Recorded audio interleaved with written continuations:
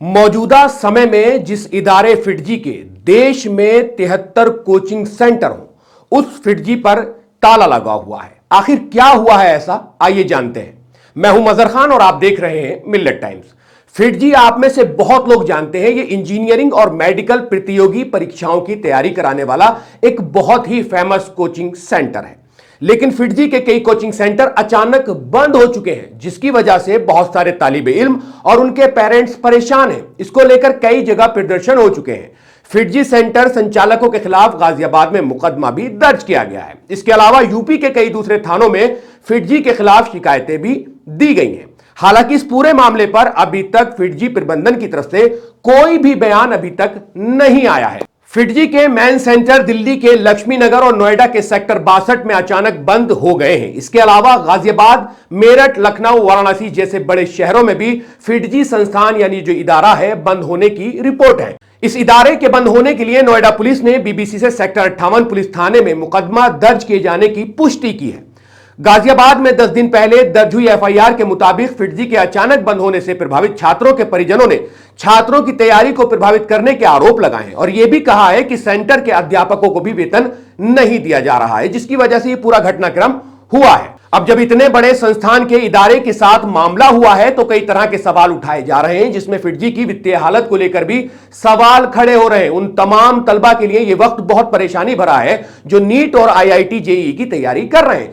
साल में 2 बार जेईई की परीक्षा होती है। आज भी जेईई की परीक्षा थी और अगली परीक्षा अप्रैल में हो सकती है। वहीं नीट की परीक्षा आमतौर पर अप्रैल मई में होती है। समाचार एजेंसी एएनआई से बात करते हुए एक परिजन राजीव कुमार चौधरी ने कहा, हम एफआईआर कराने थाने में आए हैं। मेरा बेटा 10वीं क्लास में है। उसने 5 साल तक कोर्स लिया था। मेरे बेटे ने 3 साल यहां तैयारी की है, लेकिन अब उसके 2 साल बचे हैं। उन्होंने कहा, फिटजी ने हमें दूसरे संस्थान में बच्चे को ले जाने के लिए कहा है। फिटजी ये तय नहीं कर सकता है कि हम अपने बच्चे को कहां पढ़ाएंगे। उन्होंने आगे कहा, मेरे बच्चे के 10वीं के इम्तिहान है। वो तनाव में रात भर सो नहीं पा रहा है। नेशनल टेस्टिंग एजेंसी देश के मुमताज इंजीनियरिंग कॉलेज आईआईटी में दाखिले के लिए दाखिले इम्तिहान जेईई का इनकाद करती है। 12वीं पास करने वाले छात्र इस परीक्षा में शामिल होते हैं। बहुत से तलबा 9वीं क्लास से ही इस एग्जाम की वो तैयारी करते हैं। ऐसे बहुत से तलबा फिटजी के 4 साल कोचिंग प्रोग्राम में दाखिला लेते हैं। प्रदर्शन करने वाले कई परिवार ऐसे हैं जिनके बच्चे पिछले 2-3 सालों से इस इदारे में कोचिंग ले रहे हैं। शुरुआत हमेशा छोटे से होती है। आपको बता दें, शुरुआत में दिल्ली में फिटजी का एक छोटा सा कोचिंग सेंटर था। कुछ ही सालों में इस इदारे ने आईआईटी जेईई प्रवेश परीक्षा की टॉप रैंकर छात्र तैयार कराने की साख बना ली। फिटजी ने कुछ ही सालों में कोचिंग की दुनिया में अपनी एक अलग पहचान और जगह बनाई और यह आईआईटी के लिए कोचिंग कराने वाले इदारों का पर्याय बन गया।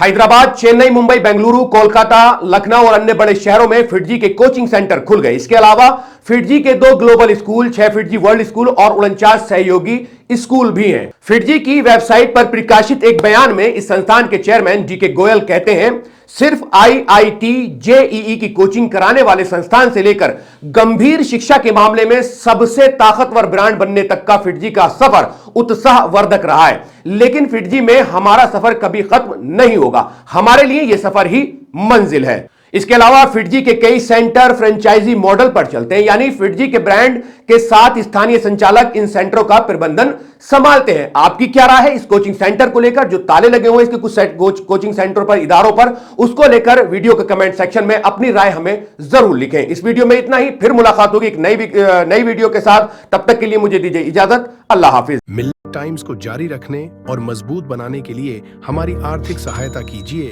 ये एक आजाद मीडिया हाउस और कमजोरों की आवाज है।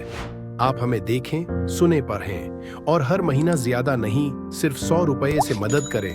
डिटेल्स डिस्क्रिप्शन में मौजूद है।